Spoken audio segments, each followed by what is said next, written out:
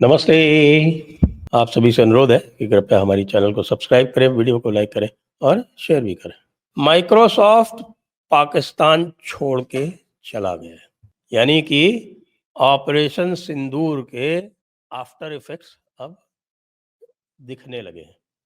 और मजे की बात यह है कि माइक्रोसॉफ्ट ने कुछ भी घोषणा नहीं की, कुछ बताया नहीं, और अचानक एक दिन खबर लगती है पाकिस्तान वालों को कि साहब कि माइक्रोसॉफ्ट पाकिस्तान जो है उसने अपनी दुकान बंद कर दी है और पूरी तरह से ऑपरेशंस क्लोज हो गए। अब आप सोचेंगे कि साहब कि ऐसा क्या हुआ कि साहब माइक्रोसॉफ्ट पाकिस्तान क्यों बंद करके चला गया। बताया जा रहा है कि माइक्रोसॉफ्ट के दुकान बंद करने के पीछे ऑपरेशन सिंदूर ही है।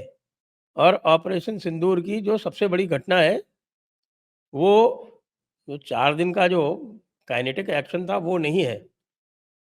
ऑपरेशन सिंदूर की सबसे बड़ी घटना है इंडस वाटर ट्रीटी का। और इंडस वाटर ट्रीटी के अलावा जो दूसरी बड़ी घटना है वो अब पता चल रही है, वो ये है कि साहब जो पाकिस्तान का जो न्यूक्लियर आर्सेनल है उसका कब्जा एक अमेरिकन जनरल के पास है। यानी उसका जो कमांडर है और उसका जो सारा का सारा कोड है, जो उसके न्यूक्लियर कोड हैं, जिन कोड को प्रेस करने से ही जो न्यूक्लियर वेपन्स लॉन्च होते हैं, वो पाकिस्तान के पास है ही नहीं। तो इसीलिए जब मैंने आपको बताया था कि कल राणा सनाउल्लाह बोल रहे थे कि साहब हमको लगा कि साहब न्यूक्लियर स्ट्राइक हो गई है तो अब हम क्या करें, और इसके लिए हमने ट्रंप को फ़ोन किया। तो आप सोचेंगे कि भाई अगर न्यूक्लियर स्ट्राइक हो गई है तो उसका जवाब न्यूक्लियर स्ट्राइक होता है। लेकिन राणा सनाउल्लाह ट्रंप को फ़ोन क्यों कर रहे थे? क्योंकि ट्रंप को फ़ोन इसलिए कर रहे थे कि अरे भाई अपने जर्नैल को बोलो हमारे ऊपर न्यूक्लियर स्ट्राइक हो गई है और वापस न्यूक्लियर स्ट्राइक करें। अब आप सोच सकते हैं कि कोई देश ऐसा कर सकता है?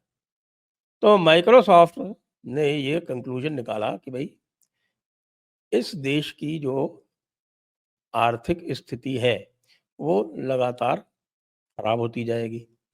और समस्या उसको ये हो रही थी कि भाई यदि उसको कोई भी टेक्नोलॉजी चाहिए होती थी या कोई भी बाहर से किसी को बुलाना होता था तो डॉलर नहीं मिलते थे। सबसे बड़ी समस्या ये हो रही थी कि डॉलर नहीं मिलते थे। दूसरी बात, अगर वो कुछ सर्विसेज दे के बाहर दे के कुछ डॉलर कमा भी लेते थे, कुछ डॉलर अगर वो कमा भी लेते थे तो वो डॉलर उनको मिलते नहीं थे।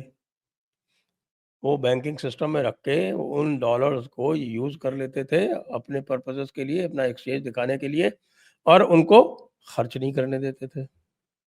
वैसे तो अगर कोई डॉलर कमा रहा है तो पाकिस्तान तो उसको इनकरेज करना चाहिए। आप ये देखिए कि वो तो अपने यूट्यूबर्स तक को इनकरेज करता है, क्योंकि यूट्यूबर्स जो है वो कितना भी कमाए, छोटी-मोटी कमाई भी हो, लेकिन वो कमाई डॉलर में होती है और उनको पाकिस्तान रुपीस मिलते हैं। तो इसलिए यूट्यूबर्स को बहुत इनकरेज कर रहा है आजकल पाकिस्तान, और वो कह रहा है कि भाई तुम कमाई करो, डॉलर में कमाओ। इसीलिए आपने देखा होगा कि बहुत सारे जो पाकिस्तान के यूट्यूबर्स हैं, उनको ये भी अनुमति दे दी गई है कि आप पाकिस्तान की बुराई करो, जिससे कि जो भारत के दर्शक हैं वो आपसे जुड़े, और पैसा तो भारत से ही मिलना है। तो इसलिए इस प्रकार की भी कार्रवाई की गई। तो माइक्रोसॉफ्ट को सबसे पहली बात तो उनको अपने खर्चे के लिए फॉरेन करेंसी नहीं मिल रही थी। अपने जो भी यदि मान लीजिए वो कुछ उनको एक्सपोर्ट भी करना होता था या इंपोर्ट भी मंगाना होता था तो एलसीज खोलने के लिए कोई तैयार नहीं था। तो जब एलसीज ही नहीं खुलेंगी तो एक्सपोर्ट इंपोर्ट कैसे होगा? तो इसलिए ये समस्या खाली अकेले माइक्रोसॉफ्ट की नहीं है, ये समस्या पूरा का पूरा जितना भी मल्टीनेशनल तबका है पूरे पाकिस्तान में, इनके सबके साथ है। क्योंकि वो अपना प्रॉफ़िट यदि बनाते हैं, तो वो प्रॉफ़िट वो रिपैट्रिएट भी नहीं कर सकते। ना केवल वो बाहर से कुछ इम्पोर्ट कर सकते हैं, वो तो संभव ही नहीं है। जो वो उन्होंने प्रॉफ़िट बनाया है, उसको यदि वो रिपैट्रिएट करना चाहते हैं, तो वो भी संभव नहीं है। ऐसी स्थिति में माइक्रोसॉफ्ट ने कहा कि यार प्रॉफ़िट अगर हम यहाँ बनाएँ, तो वो पैसा जो है वो माइक्रोसॉफ्ट को हम भेज नहीं सकते, और यहाँ जो डॉलर जो बनता है उसको अ, हमें तो सारा का सारा वो पाकिस्तान रुपीज़ में ही देते हैं और अपने पास रख लेते हैं। अपना तो पूरा का पूरा बैंकिंग सिस्टम दिखावे का करते हैं। और हमें यदि कोई सर्विसेज़ बाहर से चाहिए होती हैं, तो हमको वो डॉलर मिलते ही नहीं हैं। हमारे कमाए हुए डॉलर ही नहीं मिलते हैं। तो दूसरे और किसी डॉलर की बात जो है वो छोड़ दीजिए। अच्छा, हम जितने डॉलर कमाते हैं वो हमें जितने डॉलर रिपैट्रिएट कर रहे हैं उससे ज़्यादा, लेकिन ना, वो नहीं करने देते। तो इसलिए ये मल्टीनेशनल्स अब माइक्रोसॉफ्ट ने रास्ता दिखा दिया है सारे मल्टीनेशनल्स को पाकिस्तान के, कि धीरे-धीरे वो कैसे बाहर जा सकते हैं।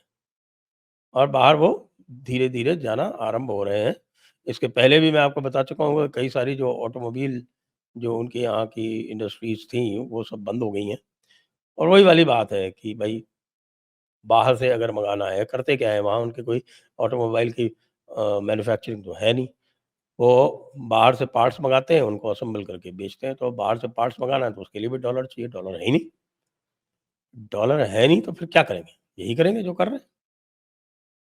तो ये समस्या बहुत बड़ी खड़ी हो गई। दूसरी बात जो है, ये बताया गया, जो माइक्रोसॉफ्ट ने अध्ययन करवाया या करा, उससे ये भी जानकारी आई कि ये जो भारत और पाकिस्तान का जो ऑपरेशन सिंदूर है, ये लंबा चलने वाला है। और ये ऑपरेशन सिंदूर लंबा चलने वाला है इसलिए क्योंकि ऑपरेशन सिंदूर में अगर काइनेटिक एक्शन नहीं भी हो, पार्ट 2 ऑपरेशन सिंदूर का नहीं भी हो, तो वो जो ऑपरेशन सिंदूर का एक कंटिन्यूइंग फीचर है, इंडस वाटर्स ट्रीटी वाला, वो तो चलेगा।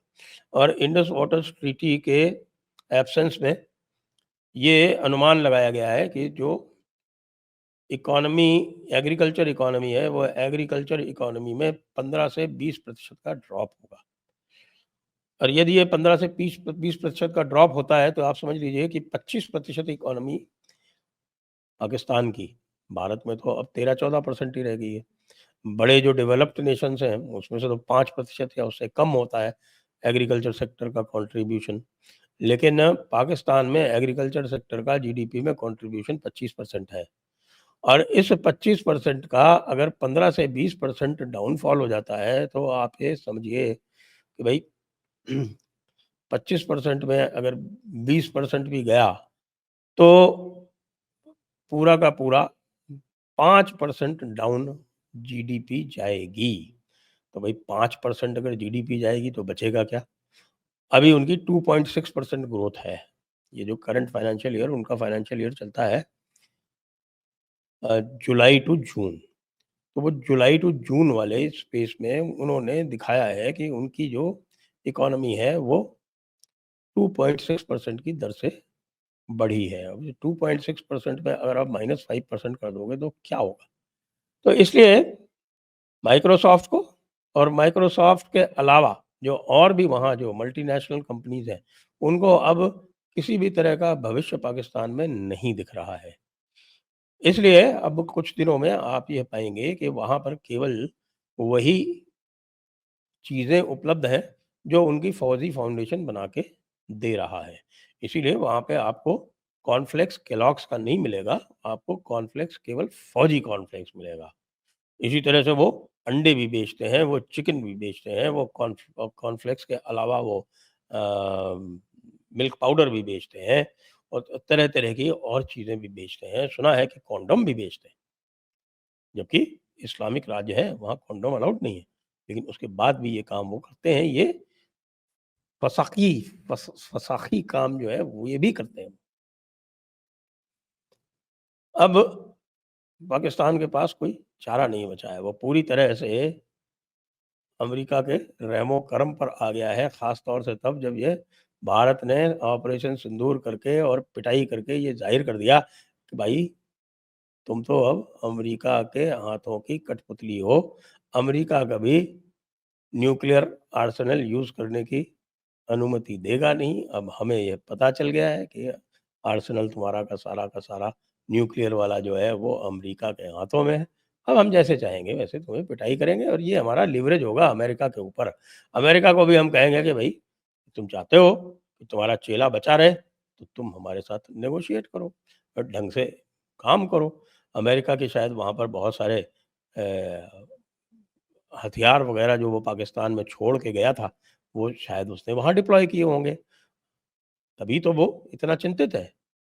अफ़गानिस्तान को भी वो सुनते हैं कि लगभग $100 मिलियन देता है वो पर वीक, यानी 400-500 मिलियन डॉलर उसको हर महीने देता है, किस लिए देता है? वो सेफ कीपिंग के लिए देता है कि भई हमारे जो हथियार हैं, वो महफ़ूज़ रहें। हालाँकि बहुत सारे हथियार तालिबान ने उठा के टीटीपी को दे दिए हैं, तालिबान लड़ाकों को दे दिए हैं, बहुत सारी उनकी जो हमवीज़ वग़ैरह हैं, उसको यूज़ कर रहे हैं और पाकिस्तान के खिलाफ यूज़ कर रहे हैं। बड़ी एक इंटरेस्टिंग सिचुएशन आ गई है, जिसमें पाकिस्तान की इंडस्ट्री पिस रही है। पाकिस्तान की पूरी की पूरी कॉटन इंडस्ट्री बर्बादी के कगार पे है। पाकिस्तान की पूरी स्टील इंडस्ट्री बर्बाद हो चुकी है और उसमें एक मुख्य कारण सीपेक भी है, क्योंकि सीपेक के अंतर्गत जो भी पावर प्लांट्स बने थे, उन्होंने इतनी महँगी बिजली बेची कि पाकिस्तान के स्टील मेकर्स जो हैं, वो पूरे विश्व में कॉम्पिटिशन से बाहर हो गए। पाकिस्तान का एक और एक्सपोर्ट था कॉटन के अलावा, वो राइस था। अब राइस इस साल बर्बादी के कगार पर है और उसका मुख्य कारण आईडब्ल्यूटी की तरफ से जो सस्पेंशन हुआ है आईडब्ल्यूटी का, उसके कारण जून महीने में मई-जून महीने में पानी ना मिल पाना है। अब आप बताओ, ये जो आप देख रहे हो कि माइक्रोसॉफ्ट छोड़ के चला गया, मैं आपको यही बताना चाहता हूँ कि ये बीमारी नहीं है, यह केवल सिम्पटम है और वो सिम्पटम है एक बिखरते हुए, कोलैप्स होते हुए मुल्क का, जो अभी भी ग़ज़वा-ए हिंद के आधार पर ज़िंदा रहने की कोशिश कर रहा है। जय हिंद, जय भारत, वंदे मातरम।